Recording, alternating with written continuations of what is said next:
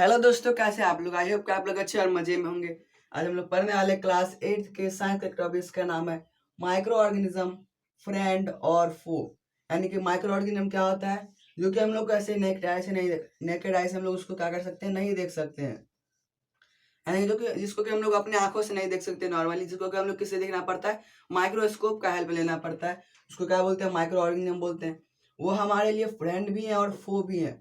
यानी कि दोनों है, और इन दोनों के बारे में हम पढ़ेंगे इस वीडियो में। इस चैप्टर में हम लोग क्या पढ़ेंगे, इन दोनों के बारे में कि हमारे लिए कैसे वो यूजफुल है और कैसे वो हमारे लिए हार्मफुल है। इन दोनों के बारे में पढ़ेंगे हम लोग इस चैप्टर में। उसके बाद इसको हम लोग नेकेड आई से हम लोग देख सकते हैं, इसको माइक्रोस्कोप से देखना पड़ता है। और ये चैप्टर आता है माइक्रोबायोलॉजी के अंदर। यानी कि माइक्रो यानी कि छोटा, और बायोलॉजी यानी कि माइक्रो यानी छोटा, और बायोलॉजी यानी कि उसका मतलब जो लिविंग ऑर्गेनिज्म का स्टडी होता है। यानी कि इसके स्टडी को क्या बोलते हैं, माइक्रोबायोलॉजी बोलते हैं। तो हम लोगों ने सेल वाले चैप्टर में पढ़ा था कि हमारा जो जो रॉबर्ट हुक था,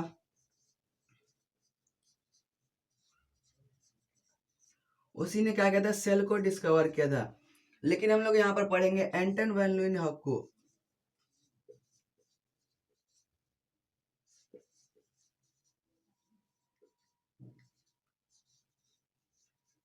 इसलिए क्या किया था, जो माइक्रो ऑर्गेनिज्म था उसको सबसे फर्स्ट टाइम बैक्टीरिया को उसने देखा था। और वो भी किसके हेल्प से, माइक्रोस्कोप के हेल्प से। किसके हेल्प से, माइक्रोस्कोप के हेल्प से उसने देखा था बैक्टीरिया को फर्स्ट टाइम। तो यहाँ पर जो माइक्रो ऑर्गेनिज्म है, ये बहुत तरीके के होते हैं, बहुत सारे टाइप्स के होते हैं, तो उन सबको पढ़ना है। तो क्या होता है, सबसे पहले क्या होता है, बैक्टीरिया। उसका आता है फंगाई। उसका आता है एल्गा।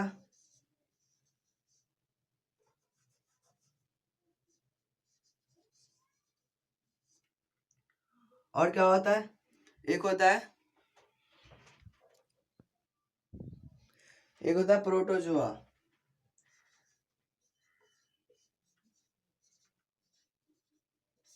तो ये चार टाइप्स के क्या होते हैं, माइक्रो ऑर्गेनिज्म होते हैं, बैक्टीरिया, फंगी, एल्गी और प्रोटोजोआ।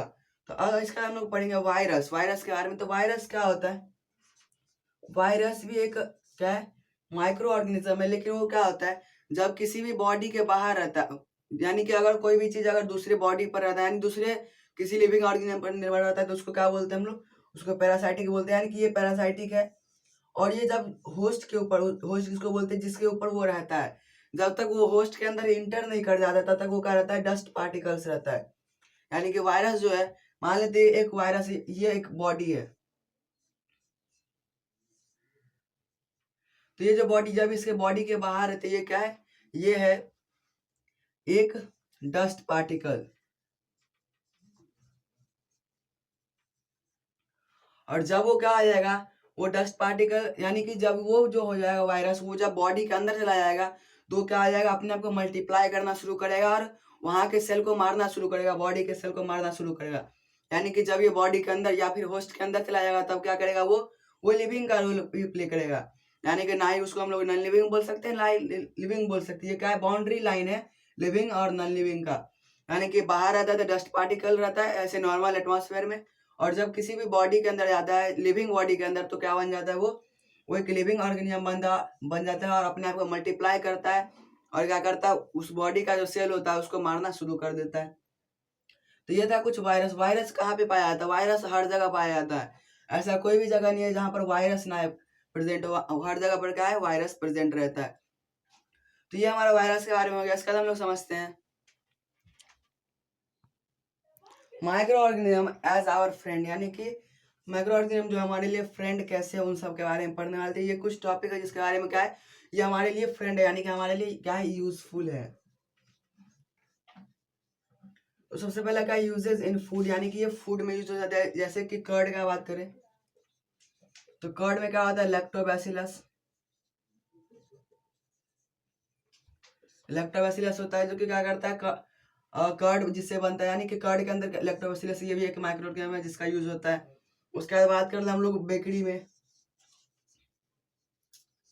बेकरी में यीस्ट का यूज किया जाता है। और जो अल्कोहलिक बेवरेज होता है उन सब में भी क्या यूज होता है, यीस्ट का यूज होता है। उसके बाद क्या, सीवेज ट्रीटमेंट, यानी कि ये हम लोग को क्या करता है, ये हम लोग को फूड में बहुत ज्यादा मदद करता है, जैसे कि कर्ड बनाने के लिए मदद करता है। उसके अंदर क्या आता है, लैक्टोबैसिलस होता है, यानी कि लैक्टोबैसिलस से ही वो क्या आता है, अपना आप मल्टीप्लाई करता है, एग मिलता है तो मल्टीप्लाई करता है, फिर मल्टीप्लाई करते करते कर्ड बन जाता है। उसका बेकरी में, यानी कि जहाँ पर क्या होता है ब्रेड व्रेड बनता है, वहां पर क्या करते हैं, जो डो होता है आटा का, उसके अंदर क्या करते हैं, इस डाल करके छोड़ देते हैं थोड़ी देर, तो उसके अंदर क्या होता है, वो रेस्पिरेशन जो करता है, तो वहां पर जो CO2 बनता है, वो CO2 क्या होता है उसके अंदर चला जाता है, और उससे क्या होता है, वो फ्लफी हो जाता है,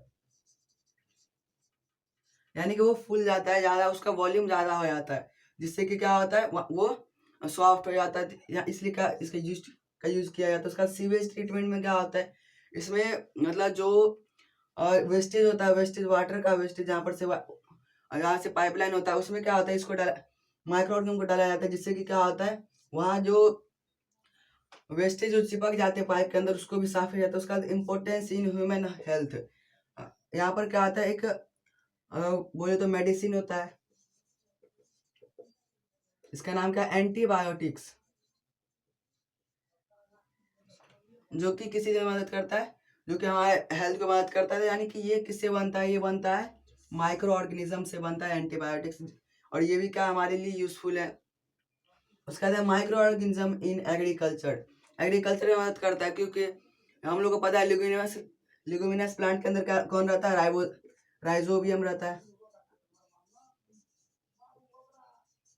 तो वो जो राइजोबियम होता है, वो क्या करता है, जैसे कि हम मान लेते हैं क्या हो गया, नाइट्रोजन की कमी हो गया अगर सॉइल में, तो वहाँ पर क्या होगा, लिग्यूमिनस प्लांट हम लोग ग्रो करेंगे, तो वहाँ पर क्या जाएगा, राइजोबियम आएगा, उसके रूट्स में रहेगा, उससे क्या होगा, वहाँ पर नाइट्रोजन में लाने में मदद करता है, यानी कि वो और किस फॉर्म में बदलता है, ये नाइट्रोजन को नाइट्रेट के फॉर्म में चेंज करता है, जो कि किसके लिए, प्लांट के लिए क्या होता है, यूजफुल होता है, किसके लिए, प्लांट के लिए। तो ये एग्रीकल्चर में भी मदद करता है। साथ में क्लीनिंग द इन्वायरमेंट, हम लोग देखते हैं कि कहीं पर से अगर कोई पेड़ का पत्ता गिर जाता है, तो क्या होता है, कुछ टाइम बाद वो डेड एंड डिकेड हो जाता है, यानी कि वो क्या हो जाता है, एकदम गल के खत्म हो जाता है। वहां पर ऐसा क्यों होता है, वहां पर माइक्रो ऑर्गेनिज्म का क्या होता है, वहां पर एक्शन होता है, वो क्या करता है, उसको सिंपलर फॉर्म में तोड़ करके जैसे कि उसको क्या बना देता है, ह्यूमस बना देता है, यानी कि वो इन्वायरमेंट को भी क्लीन करता है, उसको क्या करता है, वो खा करके खत्म कर देता है, यानी कि उससे क्या होता है, इन्वायरमेंट हमारा क्लीन हो जाए, क्योंकि अगर कहीं पर डेड एनिमल्स पर आ जाएगा, तो वहां पर क्या होगा, वहां पर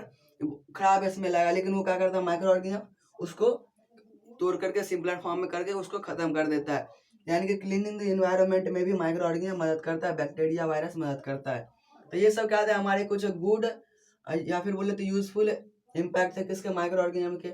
हम लोग जो हमारा हार्मफुल इम्पैक्ट है, उन सबको हम लोग नेक्स्ट पार्ट में पढ़ेंगे। तो मिलते हैं नेक्स्ट पार्ट में, तब तक के लिए bye, take care, thanks for watching.